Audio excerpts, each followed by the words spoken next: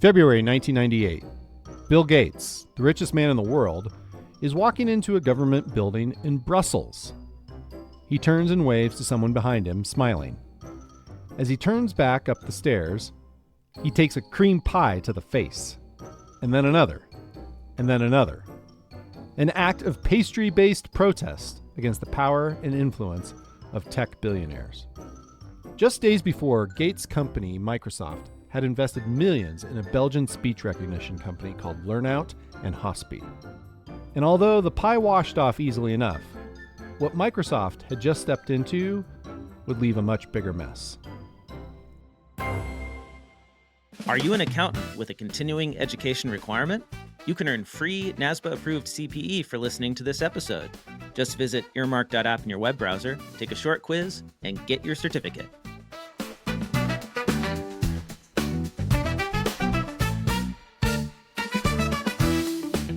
This is Oh My Fraud, a true crime podcast where the bodies are fine, but the books are cooked.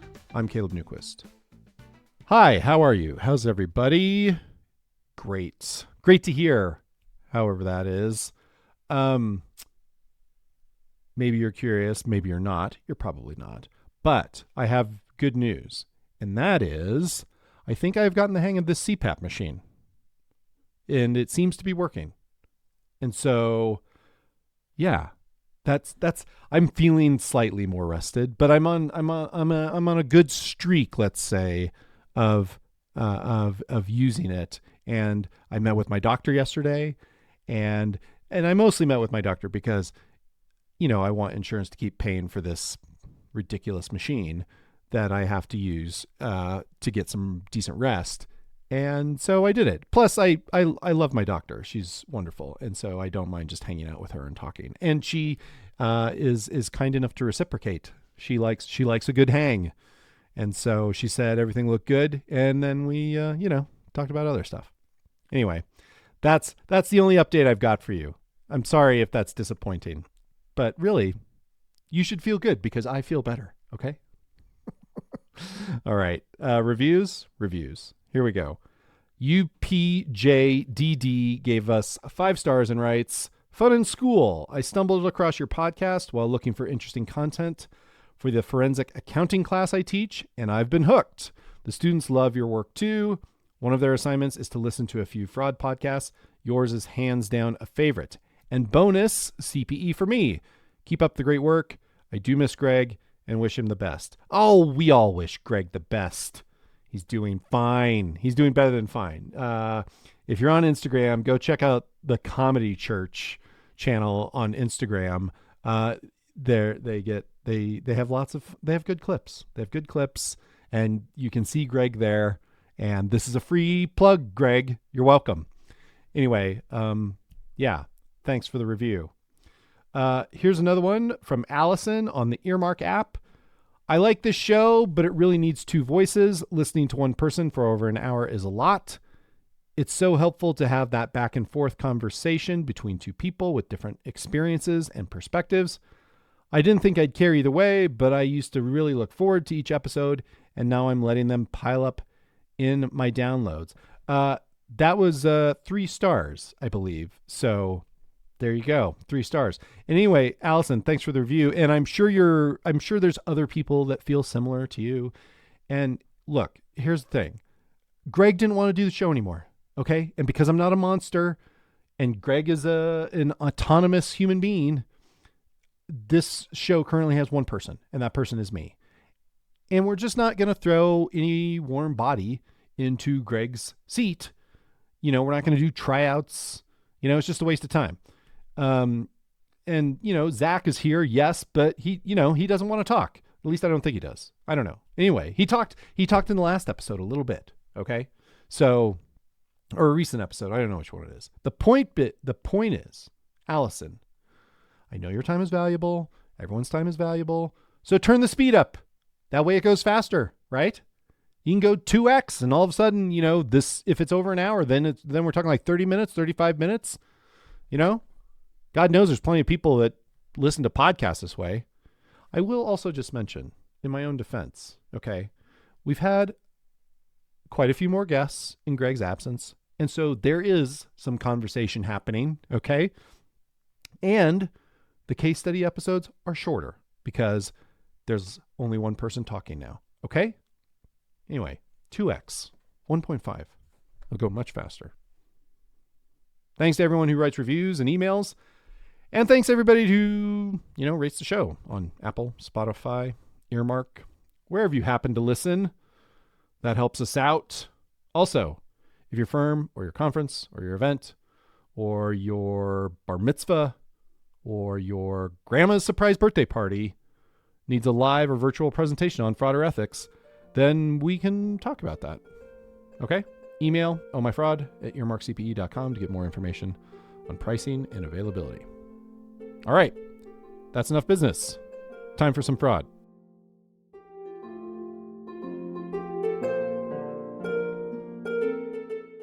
Our story begins in Belgium, specifically the Flanders region, also commonly known as the Flemish region. This is the part of the country where Dutch is the language, and it contains many of the Belgian cities that you may have heard of: Bruges, Antwerp, Ghent, and the regional capital is Brussels, which is also the national capital. And it is the de facto capital of the European Union, although it's technically, I guess the European Union technically doesn't have a capital. Anyway. And also Brussels has its own region. Brussels itself is like its own region within Belgium. I don't know. As I tend to do with some of these things, I went down a bit of a rabbit hole. Okay. So humor me. All right. Anyway, technically, Brussels is not part of Flanders. So there you are for the record. In any case, we're focusing on a part of Flanders you probably haven't heard of, which is in West Flanders, and the town is Ypres. Okay, I think I'm saying that right. Ypres. Okay, and it's spelled Ypres. If you're out there listening, feel free to correct me, but Ypres is what I got. Okay, West Flanders. Anyway, in late 1987, two West Flanders natives, Joe Lernout and Paul Hauspie, founded a company called Lernout. Joe was the visionary salesman of the two, and Paul was the detail-oriented, salt-of-the-earth kind of worker type. Joe began his career as a teacher, but then he got an MBA and moved into sales positions with various companies, including the Belgian divisions of Merck and Wang Laboratories. Paul had inherited his father's accounting firm, but soon started developing software, as one does in his spare time, and he eventually founded a company that produced software for accountants and financial advisors, and he sold that company in 1986. And along the paths of their respective careers, they both found an interest in speech recognition technology.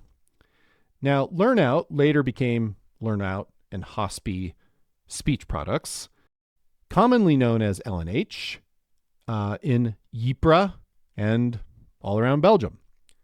And the easiest way to think about the vision of the company is this. They basically wanted to eliminate the computer keyboard. Now, these days, I think a lot of us kind of take speech recognition technology for granted. Alexa, Siri, whatever computer you engage with that can hear your voice and respond to it. That's become an everyday thing. But in the late 1980s and early 1990s, the idea that computers could be operated by voice only was pretty revolutionary. And so, like many startup founders, Joe and Paul recruited their early funding from friends and family. But because of their roots in West Flanders, it kind of had more of a small town feel. So one account described it as, quote, a company set up by West Flanders natives with West Flanders capital and a West Flanders mentality. Work hard and smart, take well-calculated risks. And, like many startups, the early years were difficult as the company tried to get off the ground. But, as we've noted, Joe and Paul were a scrappy sort. They proved to be very resourceful in securing financing to keep the doors open and the lights on, including from local residents and the regional Flanders government. There was some restructuring along the way. The details are very boring, but I did read them for your sake. The important thing to know is that Joe and Paul had a big vision for their company, and they were committed to it. They really wanted to revolutionize speech recognition at a massive scale. Year after year, they plowed money into research and development, and it made things very difficult because they virtually had no revenue. They had this small applications business to finance a lot of that early R&D, but they sold that business because they wanted to focus on developing the core speech technology. Now, the first big moment that occurred in the company's journey was in 1993 when AT&T invested $10 million at a $102 million valuation. And after, nearly 4 years of making no money, the AT&T deal led to the company's first year of earning revenue from its actual speech technology. Still, L&H was spending money too fast. It was hiring people, investing in the R&D. It opened offices in Boston and Taiwan. So in June of 94, L&H raised another round of financing to keep things going. It was at this stage where Joe and Paul really tapped into the locals with a financing device known as automatic convertible bonds. Okay? And these would essentially turn into equity if the company ever went public. Okay? In one account, they describe it this way, quote, "Through sheer personal will and persuasion skills, they managed to sell the largest portion of the issues to some 600 Flemish, very small private investors, each investing an average of $33,000. These were mostly small entrepreneurs, farmers, grocers, and traders." Anyway, my favorite story that came out of this period was when Joe and Paul called on a local pig farmer for an investment. After they gave this pig farmer they gave him the spiel, right? And he produced a half-eaten bank savings certificate for about $60,000 that he had salvaged after it was accidentally fed to his pigs. The farmer told Joe and Paul that if the bank would accept the certificate, he would let them invest the funds on his behalf in the bonds. And best part, quote, "After much convincing, the bank took the certificate." All right, so after the locals round, L&H went on one more lap to raise financing in anticipation of an initial public offering in late 1995. Now, by this time, many analysts in the United States and Europe had had the opportunity to kind of kick the tires on L&H, and they were very skeptical of the company's performance and prospects, especially as a public company, if it were to become one. Now, for starters, there were a lot of companies going public at this time. It was the mid-90s, and 1993 had been a record year for companies listing on public exchanges. And in November of 1995, apparently, there was about 3 IPOs per day on average. December was expected to be even bigger. And so there was a lot of competition in terms of these new companies coming to market for big investors to consider. By the same token, all this activity meant that the market in general was maybe a little bit more comfortable taking a chance on an unproven company like L&H that was risky maybe, but also possibly on the cusp of a big technological breakthrough.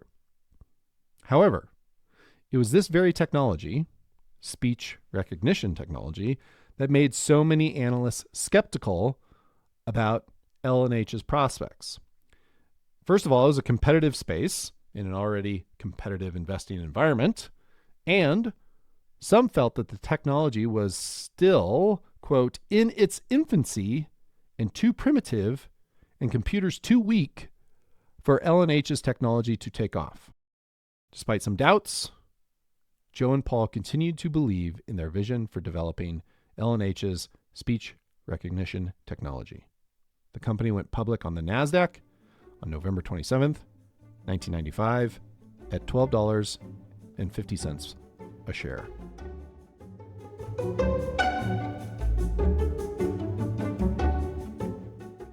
So, with a heap of potential and a heap of skepticism to match it, L&H was now a public company. It faced a tough market and lots of competition, but its scrappy founders were not dissuaded. They were on a mission. A key part of that mission, as I maybe alluded to earlier, but we'll just say outright now, is that Joe and Paul very much wanted the success of their business to benefit the West Flanders region, where they were from. On the way to its IPO, L&H's ambition was instrumental in creating what was known as the Flanders Language Valley.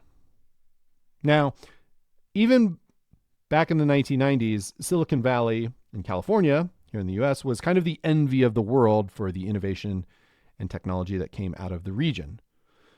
Belgium wanted its own valley of sorts, and speech recognition was the tech that they decided to hitch their wagon to. The Flanders government even made Ypres a tax haven, which allowed research grants to flood the area, leading to the creation of many new businesses. But now that L&H was public, Joe and Paul wanted to kind of double their efforts in supporting their home. They helped create what was known as the Flanders Language Valley Fund. This is a venture fund that invested in many of L&H's customers. You'll hear me call this the FLV Fund throughout this episode. Now, as you might imagine, this commitment to their roots created a profound fondness of Joe and Paul with local and national Belgians, but it also caused some issues now that L&H was a public company listed in the United States. For example, the FLV Fund took a 49% interest in the Belgian unit of Quarterdeck Corporation. So who was Quarterdeck? Well, it was a Southern California software company that had let's call it moderate success in the 1980s and early 90s. According to the company's Wikipedia page, their most famous products were Quarterdeck Expanded Memory Manager, DeskQ View, Clean Sweep, DeskQ View X, and Quarterdeck Mosaic, Manifest, and Partition It. It even got a patent at some point that allowed multiple windowed PC applications under MS-DOS. If DOS is something that you are familiar with and remember fondly, then maybe you have heard of Quarterdeck. I don't know. Anyway, that's who Quarterdeck was. Anyway, in 1995, the Belgian unit of Quarterdeck was L&H's largest customer, accounting for 30% of its revenue. The Quarterdeck parent company also chipped in 6.5% of L&H's revenue. So, in case you didn't follow all that, I know I was winding. There's a windy road to get to this place. So let me just recap. L&H's largest customer took investment dollars from the venture fund that was co-founded and advised by L&H's founders. Okay? But there's more. So let me tell you about that. And that is Quarterdeck's new CEO. They had a new CEO in 1995. He was a guy by the name of Gaston Bastiaens, and that's my best French. I can't do it any better. He was a Belgian, and he kind of had an interesting history. So early in his career, Gaston was working at Philips Electronics, and he was part of the team that created the compact disc and compact disc interactive. Okay, pretty cool. After that, he spent some time at Apple starting in 1992. And as far as I could tell, nothing quite so revolutionary as the compact disc happened at Apple in Gaston's time there, but he was working in the company's Personal Interactive Electronics Division, and he was in charge of the operating system that Apple was developing for personal digital assistants. Okay? And once at a trade show, Gaston was discussing the rollout of the Newton operating system that was going to run on Apple's much anticipated mobile device, the Message Pad. Okay. Gaston said it was going to be out at the end of summer. And when a journalist badgered him about the quick turnaround or the short window or whatever it was that he was skeptical about, Gaston wagered his wine cellar that it would launch on time. Well, here's what happened. The Message Pad did launch in August 1993, to great disappointment.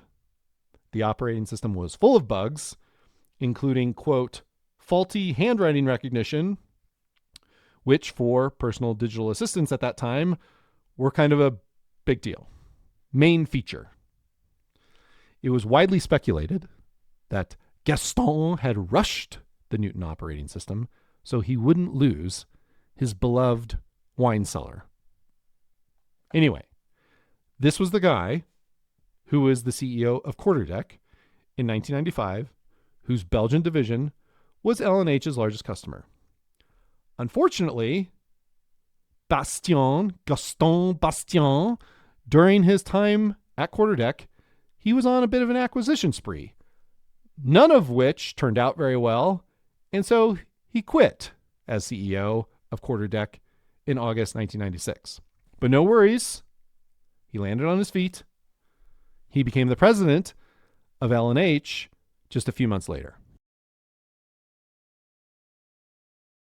All right, so L&H has a new CEO, which, okay, great, fresh blood, fresh contacts, whatever.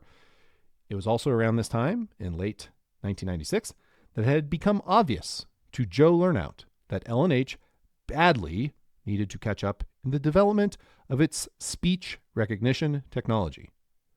The problem, as we've discussed, is that research and development is very expensive, and L&H was already really not making very much money. So, what's a scrappy, newly public company to do? Easy. It rounded up some investors to create a new business called Dictation Consortium that would do the research and development. This helped keep all those pesky R&D expenses off of L&H's books, but also somehow allowed L&H to claim $26.6 million in revenue in 1996 and 1997, which was 1/4 and 19% of their total sales for those 2 years. Okay, so Dictation Consortium. You want to know who invested? That is, who owned Dictation Consortium? Yeah, FLV Fund. The same FLV Fund that was financed in part by L&H founders Joe Lernout and Paul Hauspie.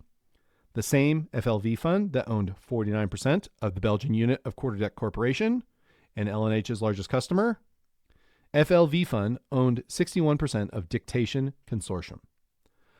The other investors, according to Joe Lernout, were, quote, 5 or 6 people who were anonymous because they were rolled up into companies that were organized in Luxembourg and the British Virgin Islands, which, as you may or may not know, are very popular tax havens.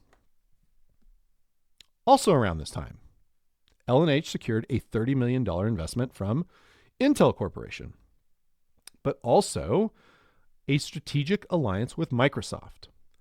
Microsoft was already a customer, but then in early 1998, it invested $45 million in the company, and they seemed pretty excited about it.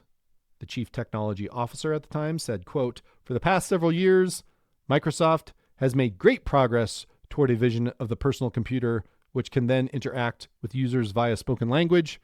Through this alliance with Lernout and Hauspie, we're taking a big leap forward in transforming that vision into a reality." Oh, and guess what else happened? Microsoft also tossed the FLV Fund $3 million.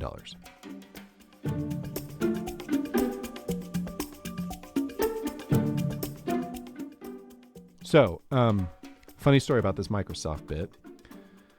Bill Gates was in Belgium around the time of this announcement, And on February 4th, just a few days after the LNH news, he was walking into a government building to give a speech and meet with Belgian business and government leaders when he took not one, not two, but 3 cream pies in the face. Now, if you don't remember this or you weren't around when this happened, the video is online. It is very easy to find, but we've also put it in the show notes, and it has Dan Rather's very serious voiceover explaining what happened, and it's a joy, really. So help yourself to that. Anyway, this pieing incident was orchestrated by an infamous writer, critic, and pie thrower named Noël Godin. Okay? According to this guy's Wikipedia page, since 1969, he has pied more than 25 people, quote, in the fields of culture, politics, and beyond. Granted, this is mostly in the French-speaking world, and among his many victims is included the public intellectual Bernard-Henri Lévy. And so why, you may be asking, am I mentioning Monsieur Lévy specifically? Because Noël Godin has pied him 8 times. 8 times he's pied this guy. Okay? And you should look him up too, because this Lévy is very kind of handsome and smart looking, and he is very smart. He is a public intellectual. He's one of these new, what's known as the new philosophers in France. Apparently very well known. Made some movies, all kinds of stuff. Anyway, so why has Godin pied Lévy so many times? Well, he explained, quote, he is the worst. For us, he represents empty, vanity-filled literature. He is totally in love with himself to the most spectacular degree of imbecility. That's a quote. A great quote for what it's worth. Anyway, after Godin and his merry band of piesters got Bill Gates, he gave an interview about it, of course.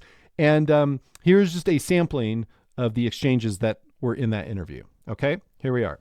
Question, why did you choose Bill Gates? Answer, because in a way, he is the master of the world. And then because he's offering his intelligence, his sharpened imagination, and his power to the governments and to the world as it is today. That is to say, gloomy, unjust, and nauseating. Question, you weren't paid by someone from Netscape or Oracle. Answer, certainly not. I wasn't even aware of their existence. Question, what were your feelings just the second after they touched Bill Gates with the pie? Answer, the exhilaration of victory, exquisite pleasure. Question, do you cook the pies? Answer, no, we are very lazy. We buy the pies in a shop nearby. And I realize that English is probably not his first language, but every response to those questions is perfect. I have no notes on those whatsoever. All that's missing is pie throwers of the world unite. I would have really capped it off nicely.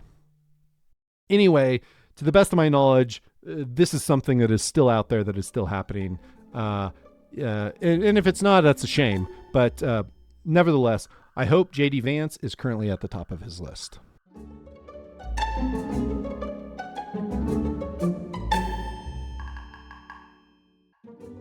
Okay, it's the late 90s, and LNH is a public company. Joe and Paul are hometown heroes, and things are going great. Sales went from 31 million in 1996 to 64 million in 1997 to 212 million in 1998. Okay, not bad. Also, during this time, the company made a series of acquisitions of its competitors, including Berkeley Speech Technologies in 1996 and Global Link in 1998.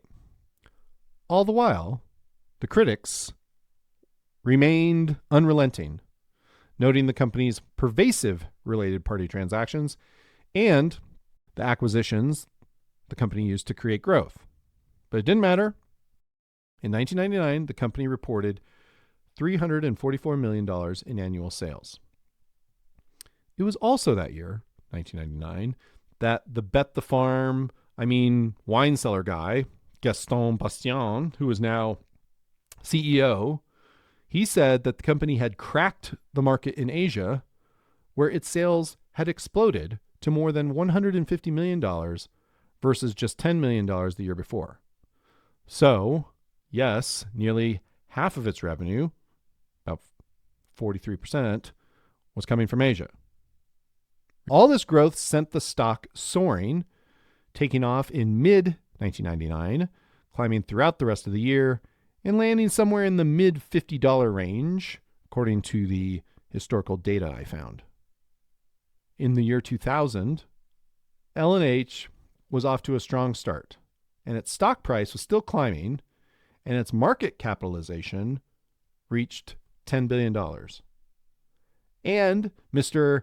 I'll bet your ass against my wine cellar CEO, he's still wheeling and dealing, making acquisitions, and there were two very notable ones. First was a company known as Dragon Systems. This was a mom and pop operation started by the husband and wife team of Janet and Jim Baker, two legends, two pioneers of computer speech technology. The Bakers founded Dragon Systems in their home in West Newton, Massachusetts in 1982. And yes, they had kids, so this was a legit mom and pop operation. Okay. For many years, the Bakers took no venture capital. They grew the business using their own money, and they developed many successful speech-to-text products for computers. Finally, they ultimately took a big investment from Seagate, which led to their groundbreaking product, Dragon Naturally Speaking, in 1997. And there's an article I found about the company, and this product at that time, quote, recognized more words than could be found in a standard collegiate dictionary. It was available in 6 languages, and it could even handle difficult sounding sentences. And the example in the Times article was, please write a letter right now to Mrs. Wright. Tell her that 2 is too many to buy. Pretty good. So I think you could argue, or one could argue quite easily, that Dragon had the best speech recognition technology out there at that time. The other big acquisition was of a company called Dictaphone. Dictaphone had a long history of owners and investors, but it got its start with dictation machines and was founded by Alexander Graham Bell. Yes, the guy who invented the telephone, and yes, that guy co-founded AT&T. So that's the history of that. So L&H acquired both these companies in all-stock deals for just under $1 billion. The stock hit an all-time high of $72.50 in March 2000. That was a 2,500% increase off its IPO price.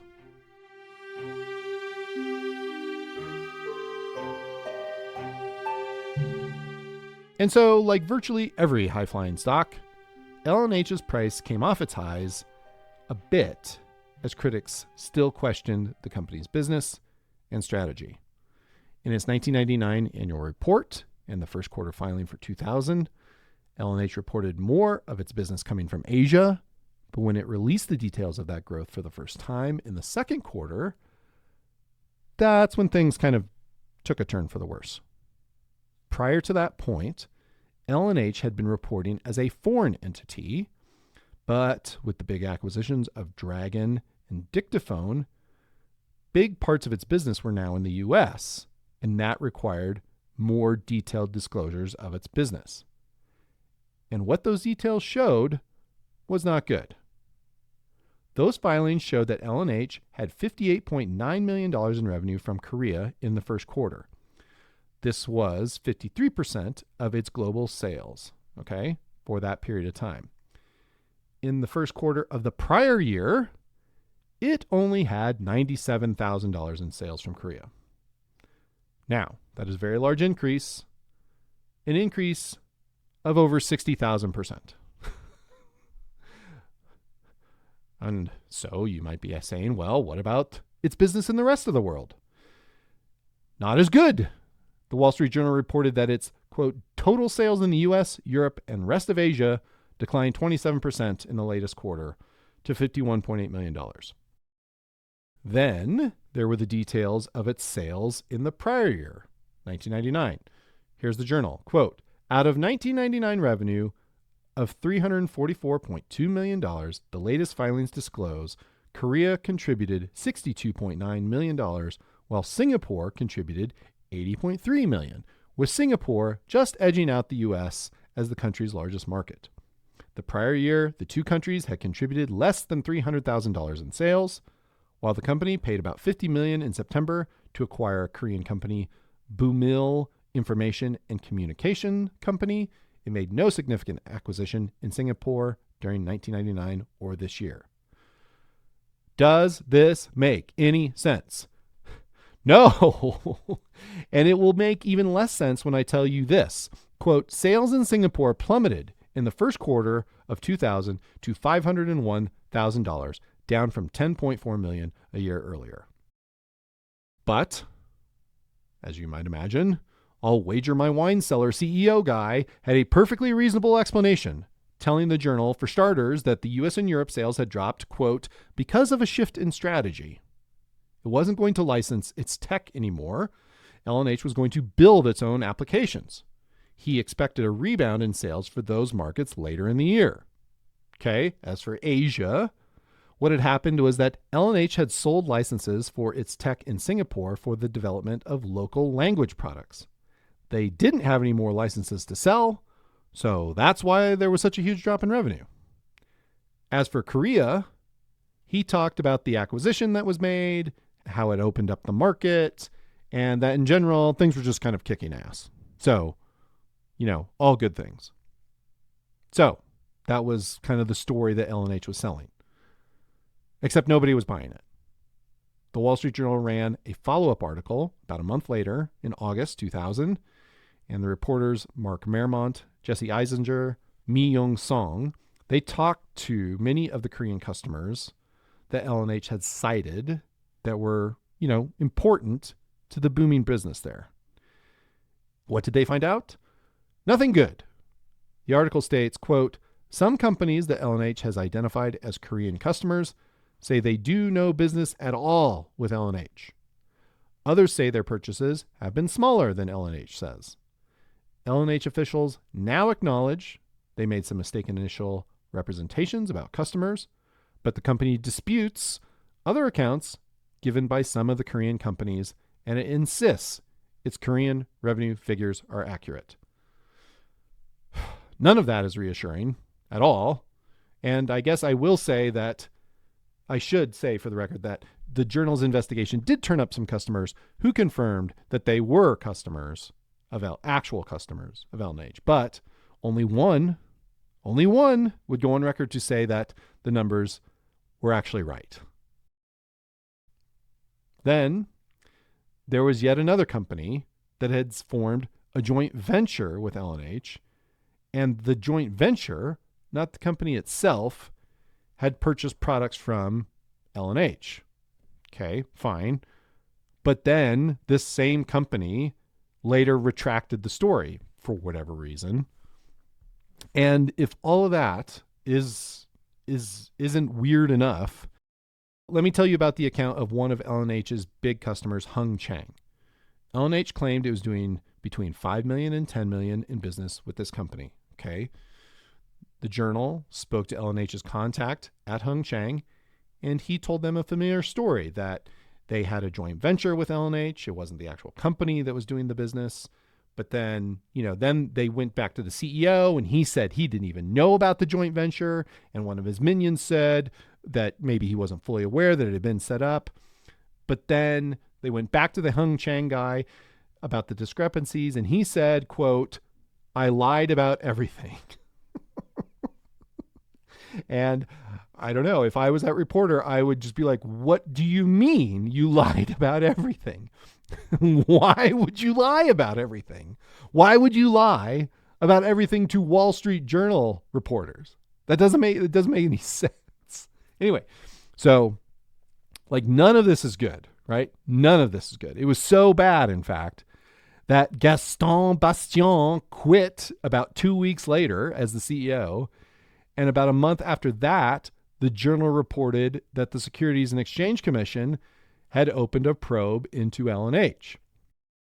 Then, on November 9th, 2000, L&H announced that it would be restating its SEC filings for 1998, 1999, and 2000 due to certain, quote, errors and irregularities. The company also took the opportunity to say that its third quarter revenue was going to be about $40 million less than they initially thought. So, pile it on. Bad to worse. Joe Lernout and Paul Hauspie both resigned their positions as executive co-chairman. But, a lot of good that did, because they still retained 30% of the voting rights of the stock, which meant they had a lot of say still in who gets to do what. But then just a few weeks later, at the end of November, the company announced that it was filing for bankruptcy protection and that $100 million was missing from its Korean division. About a week later, the Journal ran a lengthy account of the whole ordeal, including how L&H's new CEO, a guy by the name of John Duerden, he had previously been the CEO of Dictaphone, remember? One of the companies that the L&H acquired. He had gone to Korea on November 17th to get the Korean unit to release the $100 million they said they had there because, they needed it to keep from going bankrupt. So Duerden, he told the Journal reporters that he got there, he was waiting for an hour, and he finally met with the head of the Korean unit, a guy by the name Yu Chul Seo.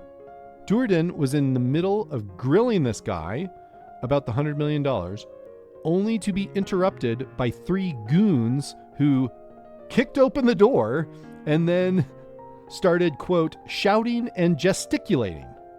And then they dragged Zhu Shul Seo out of the room. So Duerden watches all this. He's completely gobsmacked. And so he told the people that were there to call the police, and then he just got the hell out of there. In that Journal article, he says he doesn't know what happened to this guy or the money. Quote, "The only thing I know for certain," he said, "is that the money is not in the bank accounts."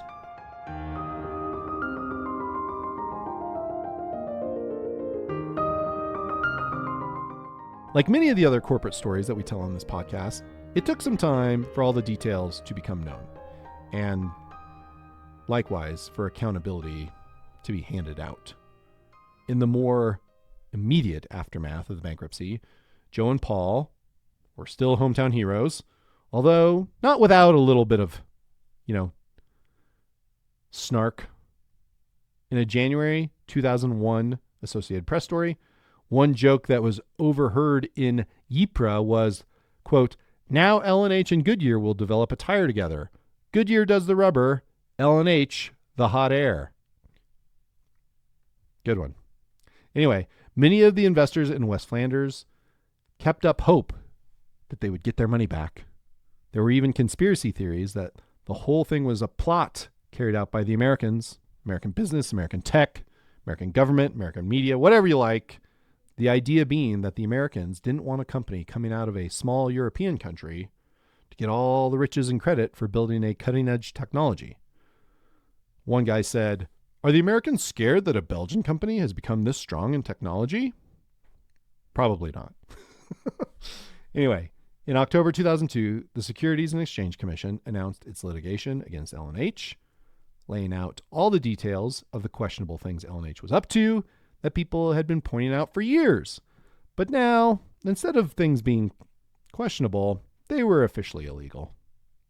Remember those circular related party transactions where Belgian shell companies did all the research and development, but L&H was basically doing everything else? The expenses stayed off the books and they got the revenue? Yeah, that.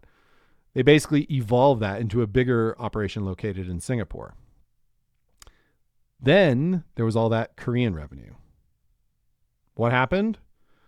Well, L&H Korea created some sales agreements that allowed customers, in scare quotes, to defer paying any licensing fees until they were making money from using L&H's products. But that didn't matter to L&H. They still counted these as sales. Debit accounts receivable, credit sales. But when would those customers pay up? Who knows? But in order to keep those pesky uncollectible receivables off the books, the company entered into some deals with banks where the banks would assume the receivables, give L&H money for the trouble, and if the customers ever did pay up, the bank would get the money. Okay? L&H claimed that these were basically sales of their receivables, but in substance, they basically amounted to loans instead, except nobody was calling them loans. Of course, customers never paid, and the bank was still holding those receivables, which L&H then owed to them.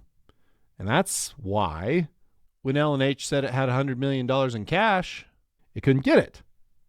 The banks had it, or at least they had the right to it, or whatever they could get their hands on, because it really belonged to them, not to L&H. It took the rest of the decade, and then some, to resolve all the criminal and civil cases that L&H's failure caused. Finally, in September 2010, Joe Lernout, Paul Hauspie, and Gaston Bastiaens, among other defendants, were all found guilty of crimes in Belgium. Lernout and Hauspie were each sentenced to 5 years in prison with 2 years suspended. And then just over a year later, in December 2021, a Belgian court found that 6 of the L&H board members were liable to over 4,000 shareholders, awarding them 655 million euros.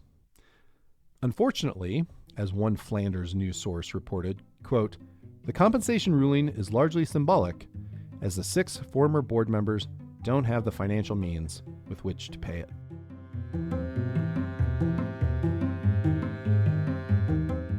So, did we learn anything? Yeah, we learned some old lessons, I think, right? Number one, people get caught up in the thing. In this case, people were caught up in the technology. People were caught up in national pride, their hometown heroes, etc., etc. They badly wanted this thing, in this case, L&H. They wanted it to succeed. There's a lot at stake. I think probably Joe and Paul, these guys probably felt a lot of pressure to make it happen. They wanted to do something good from the place where they were from. They were hardworking guys, and it just all got the better of them, and so that inevitably leads to the next lesson, which is faking it till you make it is totally a thing and has been for a very long time. And even to this day, Joe Lernout will say, quote, "The technology was real and great, okay, but it doesn't really matter because the revenue was not real." So I don't know. It's just one of those things where so often people are like, "Oh, the technology is great," or the product is great, or this or that or whatever. But the business model has to work too. And so it isn't enough just to have a great product or just great tech. If you cook the books, it doesn't matter how good your product is. Bad numbers are bad numbers, and people get real upset about bad numbers. They don't really take it very well. So, yeah. Also, in case you're curious, what happened because the technology was real, because there was a bankruptcy, what happened? Well, a company called Scansoft acquired its assets, the L&H assets, in 2001. Who's Scansoft? Well, I can tell you very briefly that the origins of Scansoft began with a company called Kurzweil Computer Products. That was a company founded by Raymond Kurzweil. He's this futurist and transhumanist type. He's still around, apparently. And he did a lot of entrepreneurial things. And now he's, I don't know, one of these futurists, whatever. Anyway, he sold this business to Xerox. Xerox later sold that business to a company called Visioneer that specialized in scanning technology. And this newly combined company became known as Scansoft. And then in 2001, Scansoft got L&H's assets, and that put it into the speech recognition space. And then a few years later, 2005, Scansoft merged with a competitor, Nuance Communications. And fun fact about Nuance's natural language processing algorithms help support Apple's voice assistant, Siri. That was in 2013. And in spring of 2021, not that long ago, Microsoft announced that it would be acquiring Nuance for $19.7 billion. So yeah, there you have it. All that speech recognition tech, it's out there somewhere in your phones, in your Alexas, whatever. Okay, that's it for this episode. And remember, if you win a wine cellar on a bet, make that idiot pay up. If you have questions, comments, or suggestions for stories, drop me a line at ohmyfraud@earmarkcpe.com or hit me up on LinkedIn. Oh My Fraud is created, written, produced, and hosted by me, Caleb Newquist. Zach Frank is my co-producer, audio engineer, and music supervisor. Laura Hobbs designed our logo. Rate, review, and subscribe to the show wherever you listen to podcasts. If you listen on Earmark, you can earn free CPE. Join us next time for more avarice, swindlers, and scams from stories that will make you say, "Oh, my fraud."